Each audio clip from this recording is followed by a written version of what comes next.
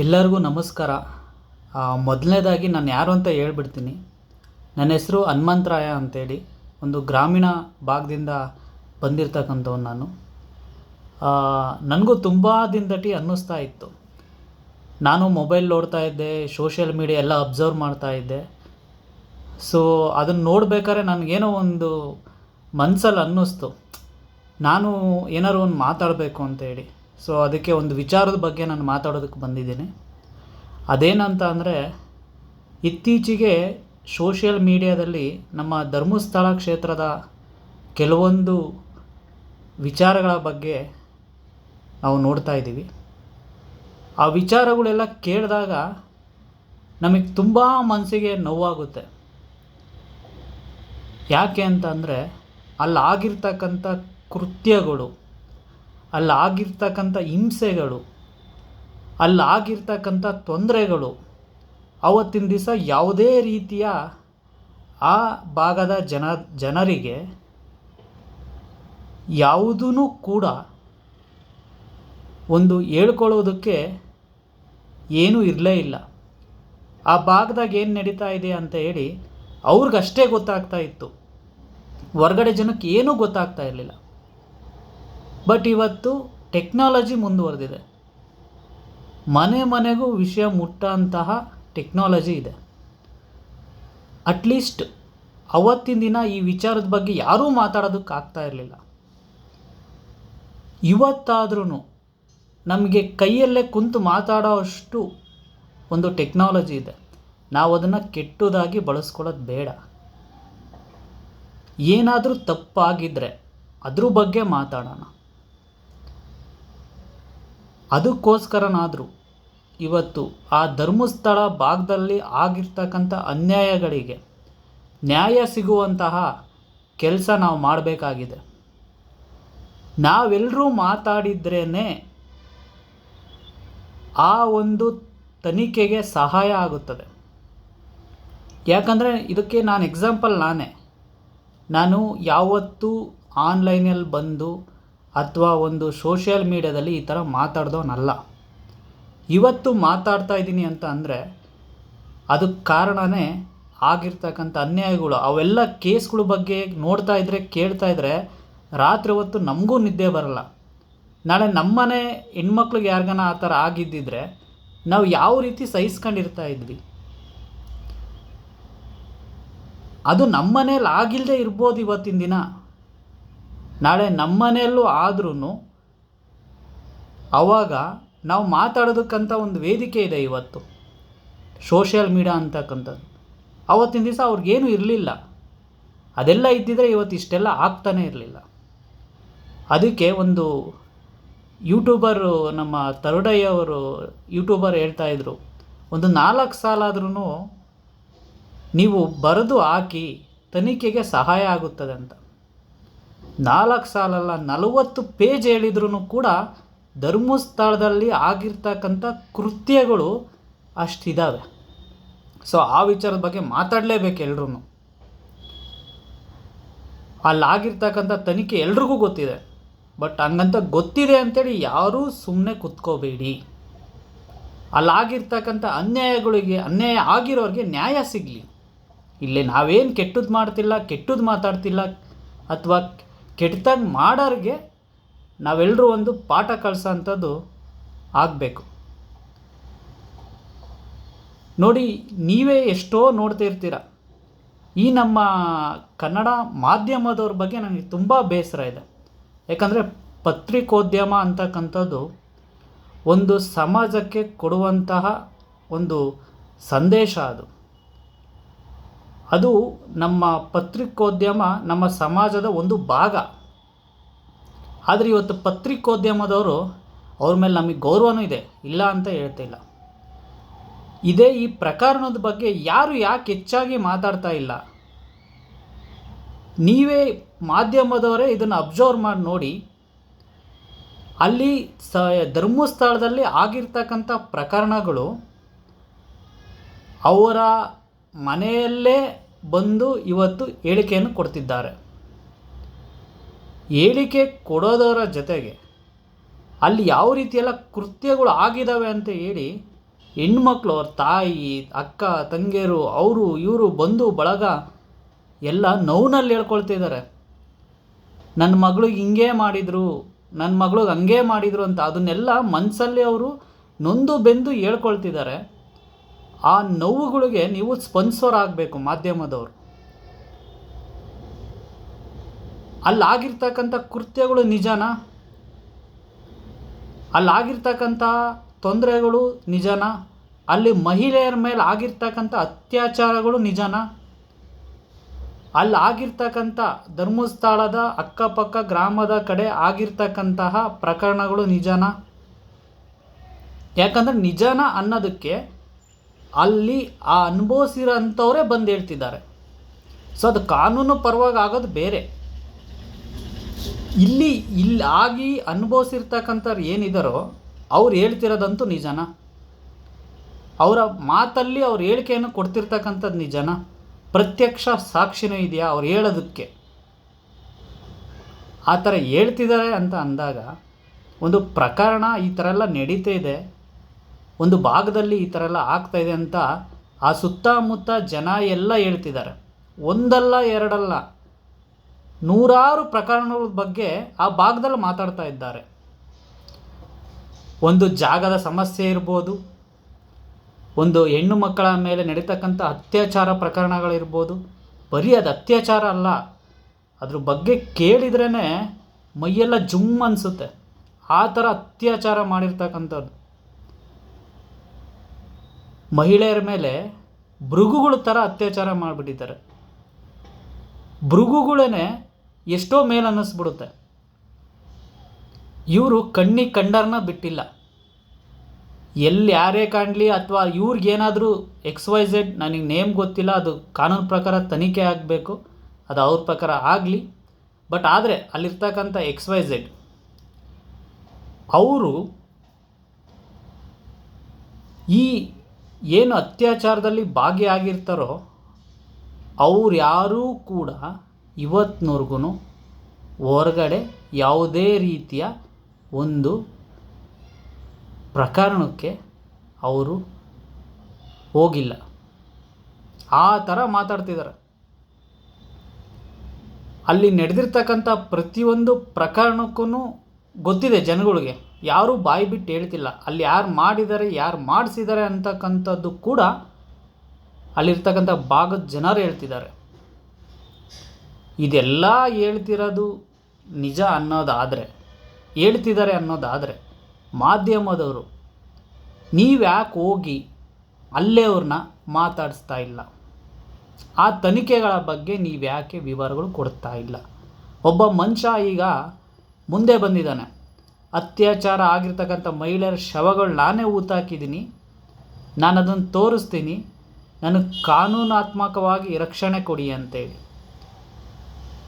ಅದೆಲ್ಲ ನಡೀತಾ ಇದೆ ಅಂತ ನಿಮಗೆ ಗಮನಕ್ಕೆ ಬಂದೇ ಬಂದಿರುತ್ತೆ ಮಾಧ್ಯಮದವ್ರಿಗೆ. ಅಲ್ಲೆಲ್ಲ ಹೋಗಿ ನೀವ್ಯಾಕೆ ತೋರಿಸ್ತಾ ಇಲ್ಲ ಏನೂ ಧರ್ಮಸ್ಥಳ ಅಕ್ಕಪಕ್ಕ ನಡೆದಿರ್ತಕ್ಕಂಥದ್ದನ್ನ? ಅದೇ ಇಲ್ಲಿ ಒಬ್ರು ಯಾವುದೋ ಒಂದು ಪ್ರಕರಣದನ್ನ ವರ್ಷ ಆಗಿದ್ರೂ ಇವತ್ತಿನವ್ರಿಗೂ ಅದನ್ನೇ ತೋರಿಸ್ತಾ ಇದ್ದೀರ. ಅವ್ರು ಕೋರ್ಟ್ಗೆ ಹೋಗಿ ಬಂದರು, ಅವ್ರ ಮನೆಗೆ ಹೋದರು, ಅವರೆಲ್ಲ ಹೊರದೇಶಕ್ಕೆ ಹೋದರು, ಅಲ್ಲಿಗೆ ಹೋದರು, ಇಲ್ಲಿಗೆ ಹೋದರು, ಹಿಂಗೆ ತೋರಿಸಿದ್ರು, ಅವ್ರು ಕುತ್ಕೊಂಡಿದ್ರು, ನಿಂತ್ಕೊಂಡಿದ್ರು, ಎಲ್ಲ ಇವನ್ನೆಲ್ಲ ಅವ್ರಿಗಿನ್ನ ಜನಗಳಿಗಿನ್ನ ನಿಮಗೆ ಏನೋ ಇಂಟ್ರೆಸ್ಟ್ ಅನಿಸುತ್ತೆ ಅದರಲ್ಲಿ. ಅಷ್ಟು ಏನೋ ಅದಕ್ಕೆ ಪ್ರಕರಣದ ಬಗ್ಗೆ ಅಷ್ಟು ಜನಗಳಿಗೆ ನೀವು ಮನೆಗೂ ಚಿಕ್ಕ ಹುಡುಗನ ಕೇಳಿದ್ರೆ ಹೇಳ್ಬಲ್ಲ ಅವನು. ಆ ಥರ ತೋರಿಸ್ಬಿಟ್ಟಿದ್ದೀರ, ಬಿಂಬಿಸ್ಬಿಟ್ಟಿದ್ದೀರ. ಅದೇ ಹೋಗ್ಬಿಟ್ಟು ಧರ್ಮಸ್ಥಳಕ್ಕೆ ಯಾಕೆ ನೀವು ಇದನ್ನೆಲ್ಲ ತೋರಿಸ್ತಾ ಇಲ್ಲ? ಹಿಂಗೆ ಆಗ್ತಿದೆ ಅಂತ ತೋರಿಸಿ, ಅದು ತನಿಖೆ ಆಗಲಿ, ಏನು ಬೇಕಾದ್ರೂ ಆಗಲಿ, ಅದು ಮುಂದೆ ಅದು ಕಾನೂನಾತ್ಮಕವಾಗಿ ನಡೀತಿರಲಿ. ನಿಮ್ಮ ಧರ್ಮ ನೀವು ಮಾಡಿ, ಪತ್ರಿಕೋದ್ಯಮದವರು ಯಾಕೆ ಮಾಡ್ತಿಲ್ಲ ಅದನ್ನು? ನನ್ನ ಮುಖ್ಯವಾದ ಪ್ರಶ್ನೆ ಪತ್ರಿಕೋದ್ಯಮಕ್ಕಿದೆ ನಾನು ಕೇಳ್ತಾ ಇರೋದು, ಮೀಡಿಯಾದವರಿಗೆ. ತನಿಖೆ ಅದ್ರ ಪಾಡಿಗೆ ಅದಾಗಲಿ. ಇವಾಗ ಎಷ್ಟೋ ತನಿಖೆಗಳು ಅದ್ರ ಪಾಡಿಗೆ ಅದ್ರ ಆಗ್ತಿದ್ರು ಅವ್ರದ್ದೆಲ್ಲ ನೀವು ತೋರಿಸ್ತಾ ಇರ್ತೀರಲ್ಲ, ಇದನ್ನೂ ಹಂಗೆ ತೋರಿಸಿ. ಯಾಕೆ ತೋರಿಸಲ್ಲ ನೀವು? ಒಂದು ಪ್ರಕರಣ ಅಂತ ನಮ್ಮ ರಾಜ್ಯದಲ್ಲಿ ಏನೇ ಆಗಲಿ, ಒಂದು ಸಮಸ್ಯೆಗಳಾಗಿರ್ಬೋದು, ಒಂದು ಖುಷಿ ವಿಚಾರ ಆಗಿರಲಿ, ದುಃಖದ ವಿಚಾರ ಆಗಿರಲಿ, ಕಷ್ಟಗಳಾಗಿರಲಿ, ಅಥವಾ ಯಾವುದೇ ಒಂದು ವಿಚಾರಗಳ ಬಗ್ಗೆ ನಿಮಗೆ ತೋರಿಸ್ತಕ್ಕಂಥ ಧರ್ಮ ತಾನೇ. ಒಂದು ಸಿನಿಮಾ ರಿಲೀಸ್ ಆದರೆ ಅದ್ರ ಬಗ್ಗೆ ಗಂಟುಗಟ್ಟಲೆ ನೀವು ಕಾರ್ಯಕ್ರಮ ಹಾಕೊಂಡು ಮಾತಾಡ್ತೀರಾ? ಅಥವಾ ಯಾವುದೋ ಒಂದು ಸಿನಿಮಾ ರಿಲೀಸ್ ಆಗ್ತಿದೆ, ಆ ಈವೆಂಟ್ಗೆ ಟ್ರೈಲರ್ ರಿಲೀಸ್ಗೆ ಹೋಗ್ತೀರಾ, ಅಲ್ಲೆಲ್ಲ ಲೈವ್ ತೋರಿಸ್ಬಿಡ್ತೀರಾ ಜನಗಳಿಗೆ, ಅಲ್ಲಿದ್ದಾನೆ ನಾವು ಲೈವ್ ನಮ್ಮಲ್ಲೇ ಮೊದಲು ಅಂತ ತೋರಿಸ್ತೀರಾ? ಈ ಪ್ರಕರಣದ ಬಗ್ಗೆ ನೀವು ಯಾಕೆ ತೋರಿಸ್ತಾ ಇಲ್ಲ? ಇದರಲ್ಲಿ ಹಾಕಿ ಹೆಡ್ಲೈನ್ ನಮ್ಮಲ್ಲೇ ಮೊದಲು ಅಂತ ಹಾಕಿ. ಯಾಕಂದ್ರೆ ಇವತ್ತಿನವ್ರಿಗೆ ಯಾರು ಅದ್ರ ಬಗ್ಗೆ ಜಾಸ್ತಿ ಮಾತಾಡ್ತಾ ಇಲ್ಲ. ಈ ಪ್ರಕರಣದ ಬಗ್ಗೆ ಯಾಕೆ ತೋರಿಸ್ರಿ? ಇವಾಗ ಆ ಕಡೆ ಧರ್ಮಸ್ಥಳದ ಕಡೆ ಹೋಗಿ ಒಂದು ಸಿನಿಮಾ ರಿಲೀಸ್ ಆದರೆ ಥಿಯೇಟ್ರ್ ಮುಂದೆ ಹೋಗಿ ನಿಂತ್ಕೊಳ್ತೀರಾ. ಸಿನಿಮಾ ಹೇಗಿದೆ ಹೇಳಿ, ನಿಮ್ಮ ಒಪಿನಿಯನ್ ಹೇಳಿ, ನಿಮ್ಮ ರಿವ್ಯೂ ಹೇಳಿ, ಸಿನಿಮಾ ಚೆನ್ನಾಗಿದೆಯಾ, ಫೈಟ್ ಚೆನ್ನಾಗಿದೆಯಾ, ಸಾಂಗ್ಸ್ ಚೆನ್ನಾಗಿದೆಯಾ ಅಂತ ಕೇಳ್ತಿರಲ್ಲ. ಅದೇ ಈ ಪ್ರಕರಣ ಹಿಂಗಾಗಿದೆಯಲ್ಲ, ಅಲ್ಲಿ ಅಕ್ಕಪಕ್ಕ ಭಾಗದವರು ಜನಗಳ ಹತ್ರ ಅಥವಾ ನೊಂದಿರೋ ಆ ಕಷ್ಟ ನೊಂದಿರ್ತಕ್ಕಂಥ ಮನೆಗಳಿಗೆ ಹೋಗಿ ಅಲ್ಲಿ ಅವ್ರಿಗೆ ಮೈಕ್ ಹಿಡೀರಿ. ಹೆಂಗಾಯಿತು ಏನಾಯ್ತು ಅಂತ ಸಮಾಜಕ್ಕೂ ಗೊತ್ತಾಗಲಿ. ಅದು what ever it may be, ಅವ್ರು ಯಾರೇ ಆಗಿರಲಿ, ಏನೇ ಮಾಡಿರಲಿ, ಅವರಿಗೆ ಆ ಶಿಕ್ಷೆ ಆಗಲಿ. ಬಟ್ ನೋವು ಅನುಭವಿಸ್ತಿರೋವ್ರಿಗೂ ಕೂಡ ಸ್ವಲ್ಪ ನೀವು ಬೆನ್ನೆಲುಬಾಗಿ ನಿಲ್ಲಬೇಕಲ್ಲ. ಪ್ರಕರಣ ಯಾರೇ ಮಾಡಿರಲಿ ಅವ್ರಿಗಂತೂ ಶಿಕ್ಷೆ ಆಗಲೇಬೇಕು. ಆಗುತ್ತೆ, ಅದೇ ಆಗುತ್ತೆ. ಇಷ್ಟೊಂದು ಅನ್ಯಾಯ, ಮೋಸ, ವಂಚನೆಗಳು, ಪಾಪಗಳು, ಕರ್ಮಗಳು ಅವ್ರನ್ನ ಬಿಡಲ್ಲ. ಆದರೆ ನೀವು ಮಾಡಬೇಕಾಗಿರೋದು ಇಷ್ಟೇ, ನೊಂದಿರೋ ಮನಸ್ಸುಗಳಿಗೆ ನಿಮ್ಮ ಕಡೆದು ಏನಾದರೂ ಒಂದು ಬೆಂಬಲ ಅಷ್ಟೇ ನಾವು ಕೇಳ್ತಾ ಇರೋದು. ಅದೇನೇನಾಗಿರಲಿ ತನಿಖೆಗಳು, ಆ ಬೆಂಬಲ ನಿಮ್ಮಿಂದ ಕೊಡಿ ಅಂತ ನಾವು ಕೇಳ್ತಾ ಇರೋದು.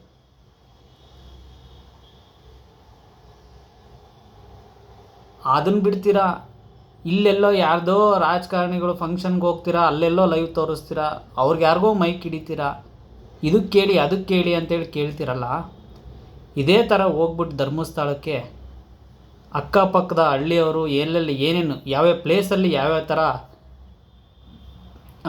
ನಡೆದೋಗಿದೆ, ಎಲ್ಲಿ ಯಾರು ಶವ ಸಿಕ್ತು. ಈಗ ಯಾಕಂದರೆ ಮುಂಚೂಣಿಯಲ್ಲಿರ್ತಕ್ಕಂಥದ್ದು ಸೌಜನ್ಯ ಅವರ ಮೊದಲನೆಯದಾಗಿ ಎಲ್ಲರೂ ಜಾಸ್ತಿ ಮಾತಾಡ್ತಿದ್ದಾರಲ್ವ. ಆ ಸೌಜನ್ಯ ಅವ್ರದ ಅತ್ಯಾಚಾರ ಆಗಿ ಬಿಸಾಕಿದ್ರಲ್ಲ, ಏನಂಗೆಲ್ಲ ಅತ್ಯಾಚಾರ ಮಾಡಿದ್ರಲ್ಲ, ಆ ಸ್ಥಳಕ್ಕೆಲ್ಲ ಹೋಗಿ ಅವ್ರ ಫ್ಯಾಮಿಲಿ ಜೊತೆ ಮಾತಾಡಿ. ಒಂದು ಯಾವುದೋ ಹಳೆ ಪ್ರಕರಣದ ಬಗ್ಗೆ ಮತ್ತೆ ಮಾತಾಡ್ತೀನಿ ಅಂದ್ಕೋಬೇಡಿ. ಅವ್ರ ಮನೆಗೆಲ್ಲ ಹೋಗ್ಬಿಟ್ಟು ನಾವು ಅಷ್ಟು ಸಹಾಯ ಮಾಡ್ತೀವಿ, ಇಷ್ಟು ಸಹಾಯ ಮಾಡ್ತೀವಿ, ಅದು ಯಾವುದೋ ವಿಚಾರಕ್ಕೆ ಆಗಿರ್ತಕ್ಕಂಥ ಕೃತ್ಯ ಅದು. ಎಲ್ಲರ ಜೊತೆಗೂ ನೀವು ಹೋಗಿ ಸಪೋರ್ಟಿಗೆ, ಅವ್ರು ನಾವು ಫ್ಯಾಮಿಲಿಗೆ ಸಪೋರ್ಟಿಗಾಗಿ ನಿಂತಿದ್ದೀವಿ ಅಂತ ಹೇಳಿದ್ರಲ್ಲ. ಇವರು ಮನುಷ್ಯರೇ ತಾನೆ, ಇವ್ರದ್ದು ಮನಸ್ಸು ತಾನೆ, ಇವ್ರೂ ಕೂಡ ಮನುಷ್ಯರೇ ತಾನೆ ನಿಮಗೆ. ಮತ್ತು ಇಂಥವ್ರಿಗೂ ಸಹಾಯ ಮಾಡಿ, ನೀವು ನಿಮ್ಮ ಕೈಲಾದಷ್ಟು ನೀವು ಸಹಾಯ ಮಾಡಿ. ಈ ವಿಚಾರಗಳನ್ನು ಸಮಾಜಕ್ಕೆ ತಿಳಿಸಿ ಅಷ್ಟೇ ನೀವು ಕೇಳೋದು.